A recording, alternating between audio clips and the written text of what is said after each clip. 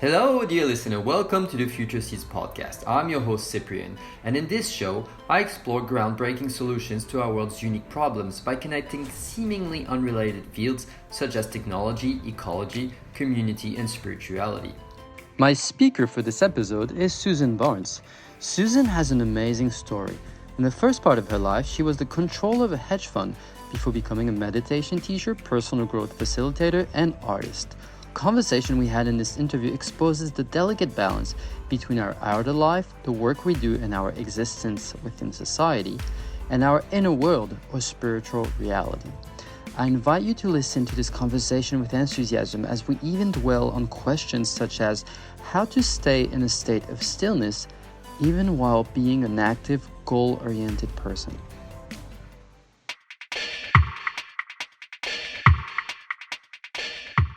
Dear listeners, it's not always easy to get clear on what we can actually do to help this world, how we can impact. This is why I've created a cheat sheet, your 10 superpowers to change the world right now. You can download it on www.futureseeds.news/superpowers.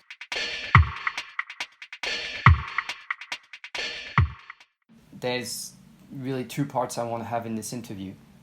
Part one is going to be about meditation. The other part is going to be about life purpose and work purpose, which I think you have a lot of interesting things to say because you made that big shift. Indeed. I'll let you maybe in 2 minutes explain a bit of your journey from where you started to where you've arrived now. I would say there's two parts to my life and career. The first part was, yes, of course, the direction of accounting and finance that I took in New York City as the controller of a hedge fund. Very much misaligned with my purpose, but born out of necessity and familial responsibility. And there was a part of me that knew that this just wasn't the right calling for me, that my value and my gifts weren't necessarily needed in this type of industry.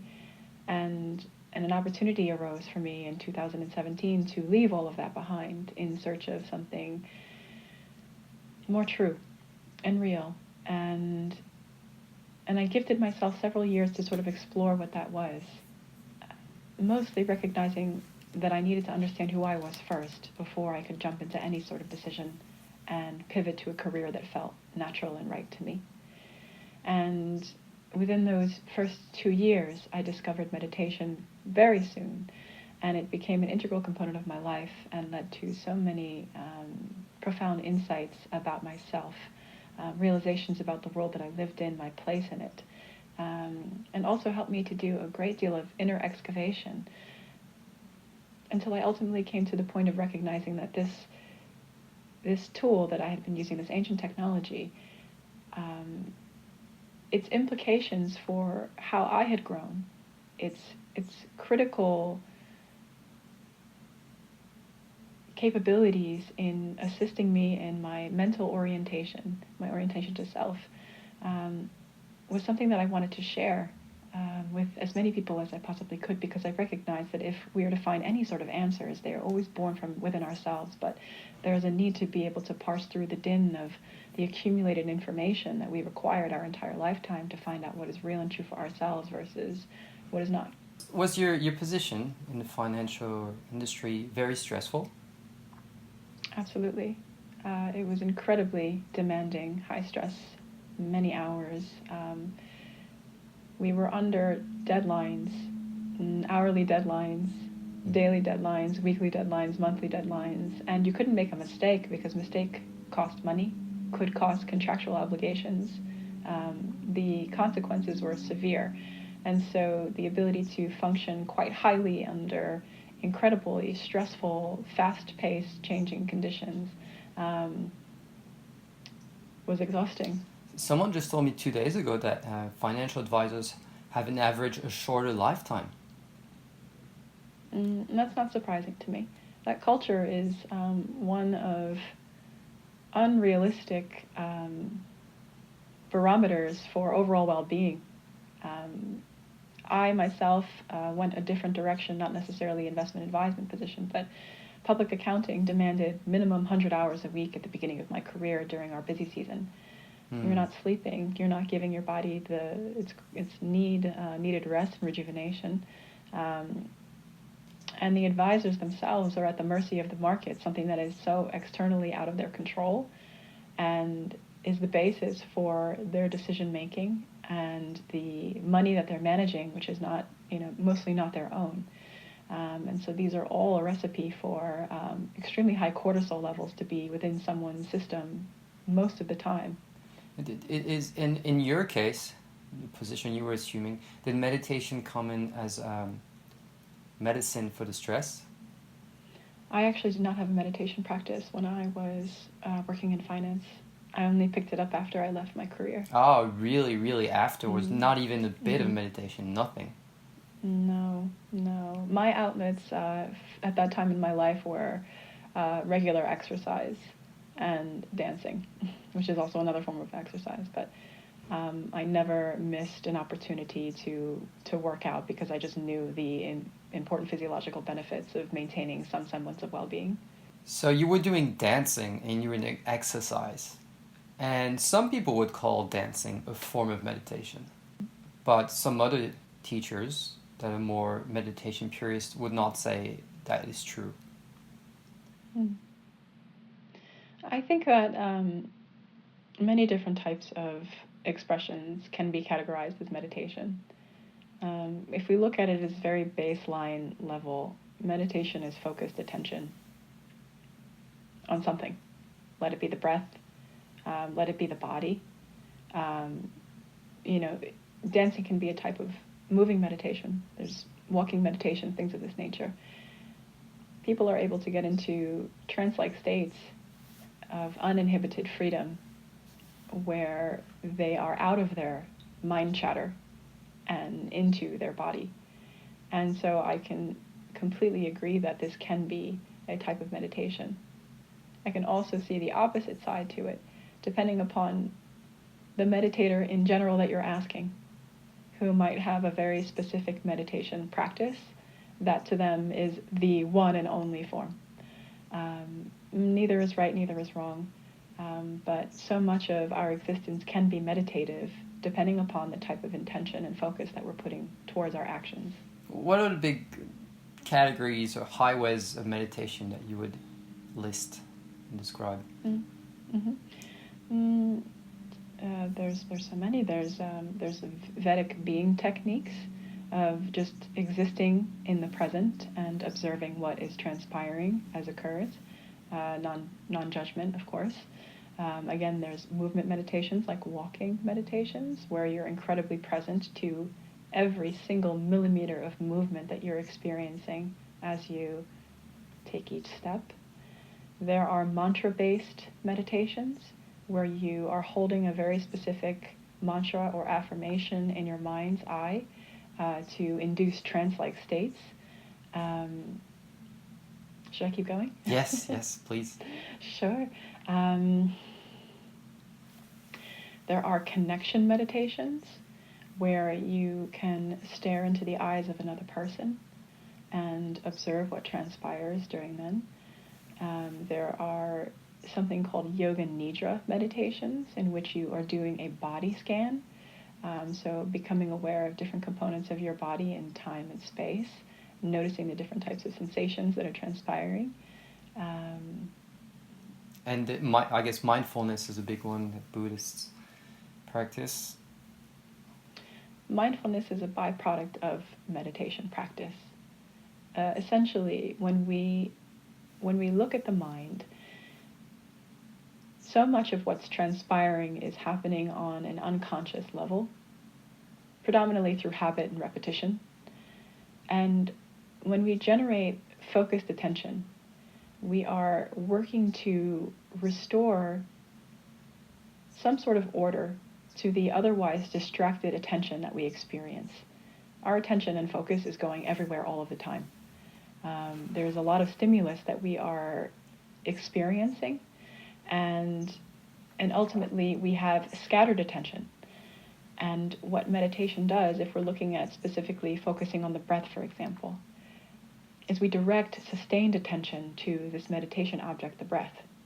as a means of training the unconscious mind to stop being so distracted and scattered, creating greater focus. When you do this, when you begin to have stable focused attention on the breath, for instance, you begin to cultivate something called extroverted awareness. So what this does, it means, is that while you're focused on the meditation object in and of itself, you're also peripherally aware of everything that's transpiring around outside of you. In also doing this, you can develop introspective awareness, which is becoming aware of your bodily sensations and your thoughts, while still maintaining attention and focus on the meditation object. And when you do both of these concurrently, introspective and extrospective awareness, as you're cultivating them, you are by proxy developing something called mindfulness, which is you're becoming the witness to your world, your inner world, your external world, but you're not getting absorbed into these things. What's really profound about this is we have moments in which things that have been buried in our subconscious suddenly have the space to arise. We have generated greater capacity within our own consciousness to be able to hold both types of awareness while also maintaining attention on the meditation object. And this trains the subconscious to arise, essentially. And you begin to become aware of all of the things that we keep buried inside, things that normally don't have the space to arise, that are informing our behavior and our thought patterns on a very, very subtle basis. When you become aware of these subconscious things and they come into your consciousness, then you can start to address them and assess them and allow them to move through you. And this is what's known in Buddhism as purification of the mind, where these parts of us that have been buried deep inside suddenly now come to light for us to deal with them. And in dealing with them and no longer suppressing them, they can move through us. And this is essentially what becomes mindfulness.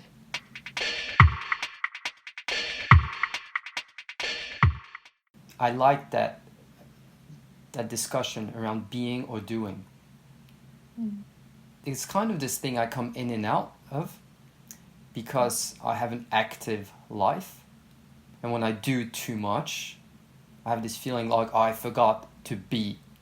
And it's just when I am, without the need of doing effort, that I can feel my body is replenishing, my energy is replenishing, I feel happy and relaxed. Although I still need the feel to do and act and accomplish. So it's that kind of funny balance between the two, and I get in and out of those two states. Can you talk about that a bit? Sure.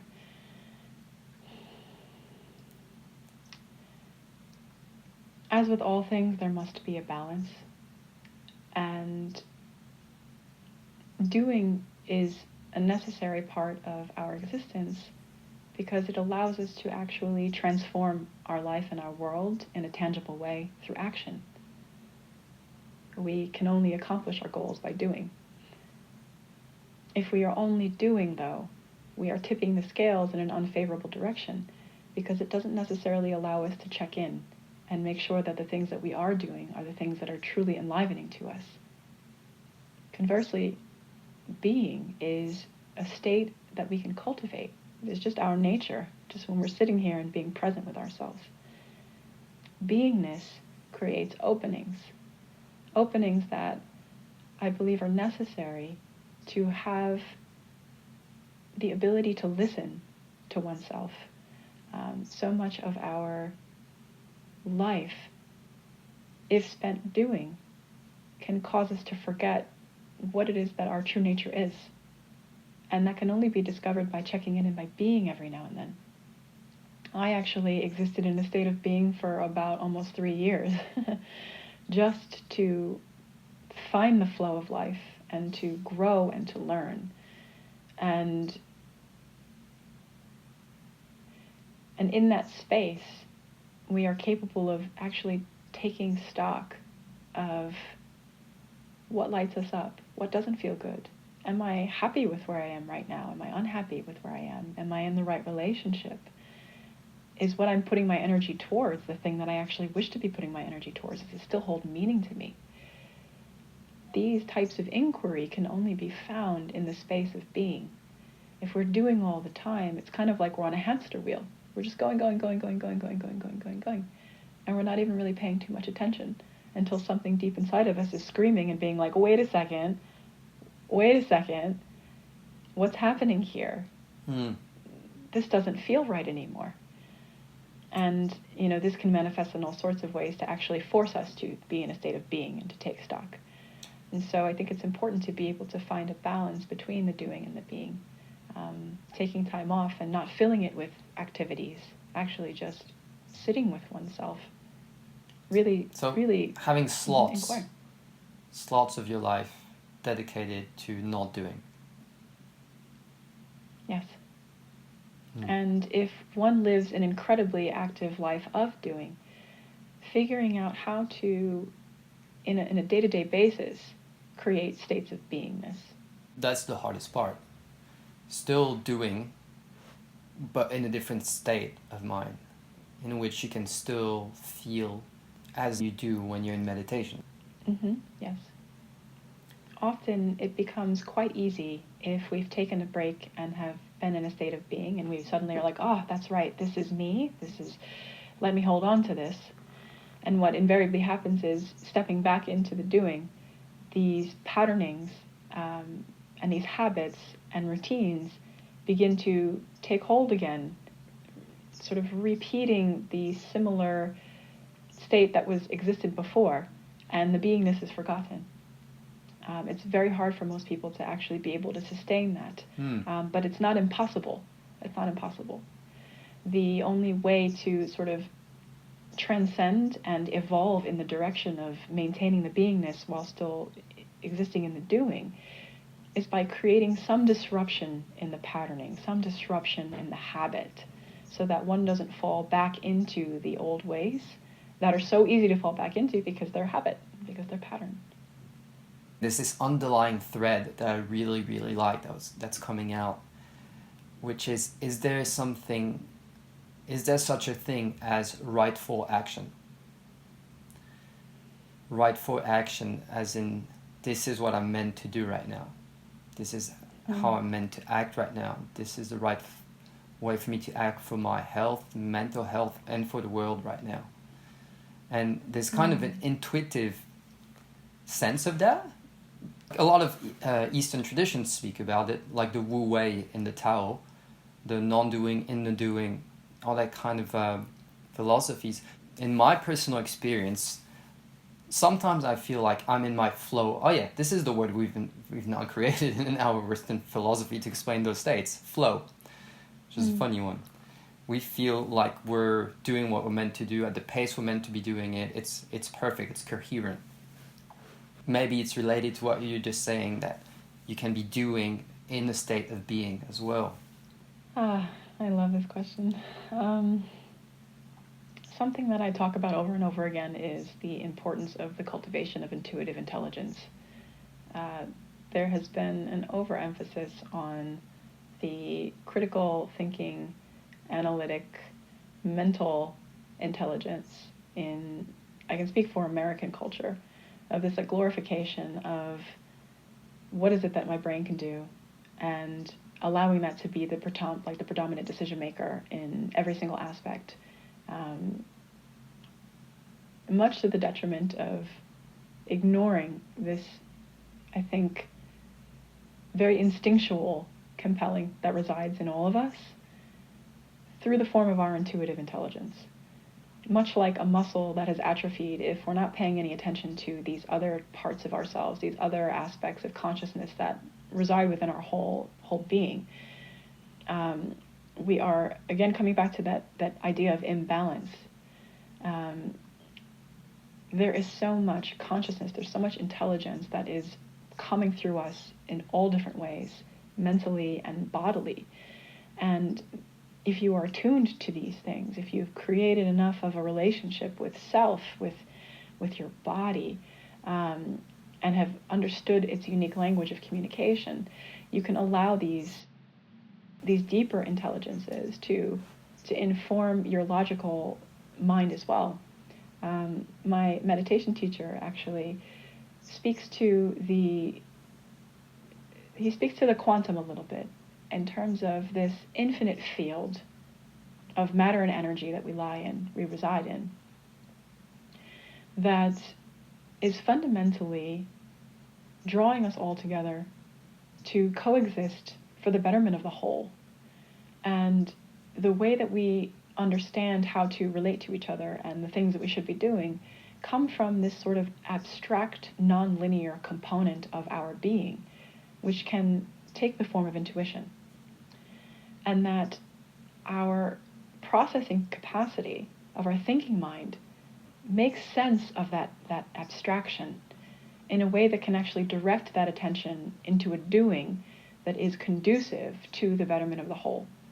We are all a component of this elegant symphony, this orchestra of this world that we coexist in with each other and with different animals and like our environment generally speaking. And these intuitive impulses are allowing us to play our part. I pay more attention to the instinctual compellings of my heart and my intuition than I do of the rational. That might make more sense if I'm feeling so much in my body about something in particular that might go against what my thinking mind is telling me that I should be doing. I will go in the direction of what my heart is pointing me towards. Mostly because I've had enough experience at this point in time to recognize what happens when I don't do that. And at this point in time, that sort of cultivation has allowed me to create a balance between what I'm feeling intuitively and what I'm thinking, the information I'm receiving in my mind, the sense-making that I'm working through. And I allow that to sort of inform where I'm putting my energy towards, what I'm putting my energy towards, who I'm putting my energy towards, what projects I choose to take on, who I choose not to work with. Because I trust that component of what is born from within. Everything that's external is so incredibly subjective and so outside of my own control. There's so many moving parts. But what I can control, what I can understand, is what is being birthed from inside of me and coming outward. That has been unadulterated by anything external to myself. That I choose to trust. And I think it's like you need a compass, you need a reference point, and often we forget what that thing is. We get input from so many different directions. The logical mind might see saying something really irrational and making sense, but is it the right compass? Is it the right reference points? Because maybe the right reference point is it feels good or it feels right. Mm-hmm. Whereas the mind might be having a rational narrative, but it doesn't actually feel good or feel right. One of the biggest differences between the two is that the rational mind is usually working towards things that we have already experienced. It's using past as a reference to make decisions. And if you're operating from the past in trying to make a decision, you're already siloing the experience to become boxed into something that's already transpired. You're inhibiting the pure creative possibility that lies before you in favor of something that is known already, something that you've experienced already. Conversely, what comes through us when I talk about this abstraction, about this like instinctual compelling, this is a feeling that you're going off of. This is something that you can't explain. This is something in which there is no known to base itself off of. It is instead like the fullest capacity of utilizing the creative potential that lies in front of us in that moment as it directly referenced to what we feel inside. And I don't mean like assuaging fear or anxiety, but like a true knowing that is speaking through us, that true gut instinct. And so that gut instinct, that true knowing, and you used that word at the very beginning of our interview when I asked you about your previous career. You said at some point you were looking for something more true or more real. Mm-hmm. I was hoping to be able to come back to that. This is the right point. Mm-hmm. Life purpose, work purpose. Do you see it like that? As we have a calling and something inside ourselves, inside our gut, feels more true, more real, more authentic. and we sometimes don't listen to it, and sometimes we end up listening to it. Yes. I think oftentimes if we don't listen to it, we, on the surface level and even at deeper levels, know that we've betrayed ourselves and seek some sort of external validation in order to make it okay. I spoke to the betterment of the whole before.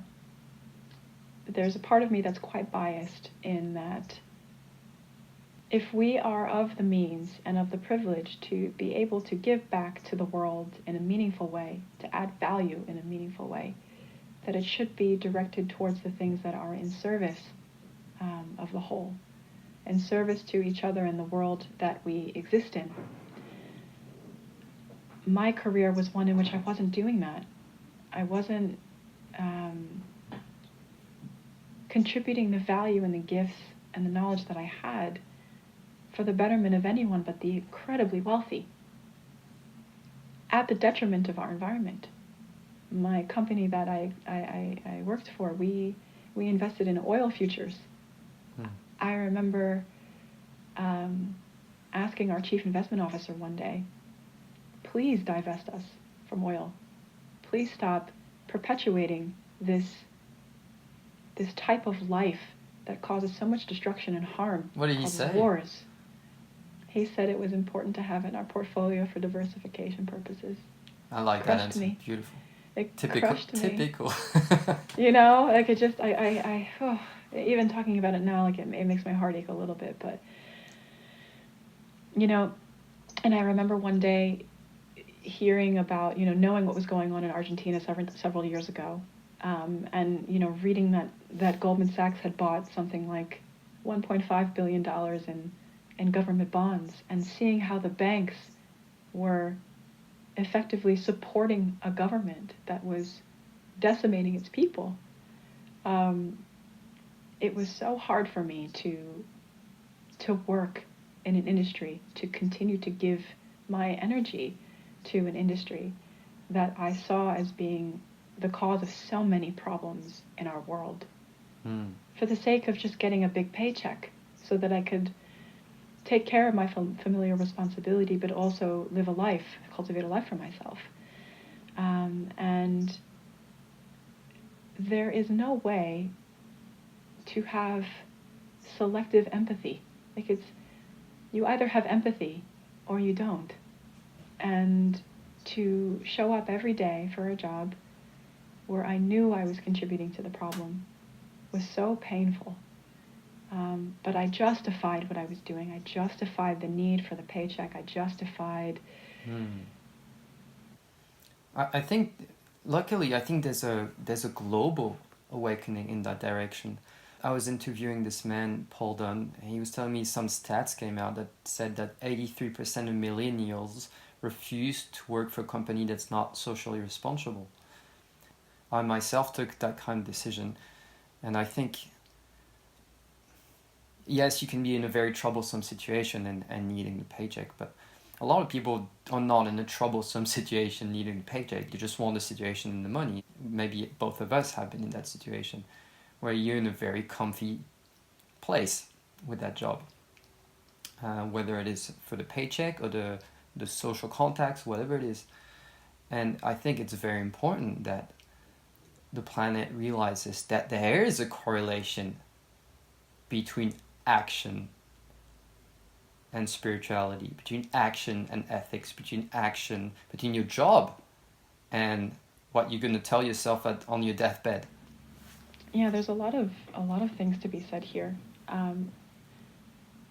The creation of the internet greatly collapsed the constraint of time and space on humanity. Whereas it would take a couple of days, or you would have to leave a message for someone, or write a letter.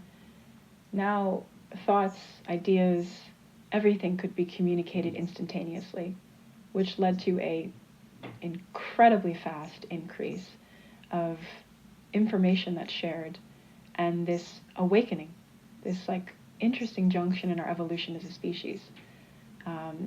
Being able to suddenly understand all of the different ways in which people were living in the world being able to step into other realities just by looking at your screen. All of these things began to just change and shape our consciousness in very, very interesting, unique, profound ways, which I believe is a contributing factor to this sort of explosion of spirituality and a recognition of the way in which separation is an illusion for a lot of people, and that the implications of my actions actually ripple out around me, and thereby being more discerning in the way in which I wish to act, how I choose to spend my money. It's interesting, sometimes I wonder what it would be like if individuals in the finance industry were directly connected to the consequences of their trading decisions. If they could see the, just like because politicians. It's just numbers on a screen. It's just a number on a screen, right? It's just it's sophisticated betting. It's a game to most of these people. It's a game they want to win. It's very ego-driven, very ego-driven.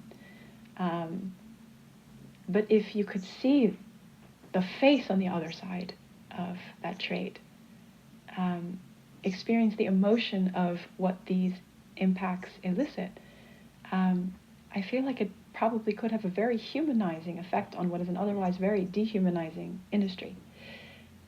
And it's powerful because this is resource we're talking about. It's lovely to hear that statistic of the understanding that millennials have come to in terms of just how deeply we belong to each other. And there are initiatives, thankfully, of wielding finance in such a way as to divert resources into the different types of enterprise that are very much focused on the betterment of everyone, enhancing the quality of life of people, of animals, of our earth. Yeah, on that note, I heard the trade fund from the Singapore nation now only invests in sustainable goals projects. Yes. And there are so many of these. Yeah, so many of these. And what I love about your podcast is making this information known. Because again, so much of the way that people operate is just within the siloed perspective of what they live without really truly understanding that things may be different. But there are so many beautiful, beautiful hearts and minds that are out there hustling to really change an industry that has been very one-dimensional for so long.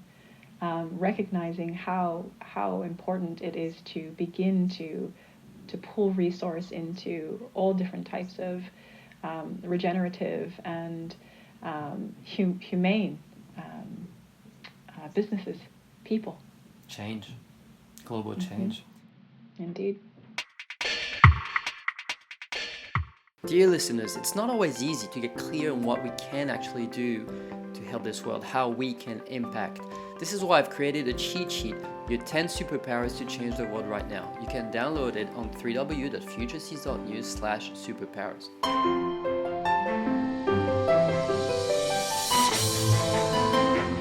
The Future Seeds podcast is a project that is supported by its community of listeners. If you like the show and what it stands for, I invite you to head to www.futureseeds.news, where you can support the show for just $2 a month, be part of the Future Seeds community, connect with its amazing members and speakers, and enable this podcast to thrive. I thank you for your time and hope you enjoy the show and its exploration of alternative solutions to the world's greatest challenges.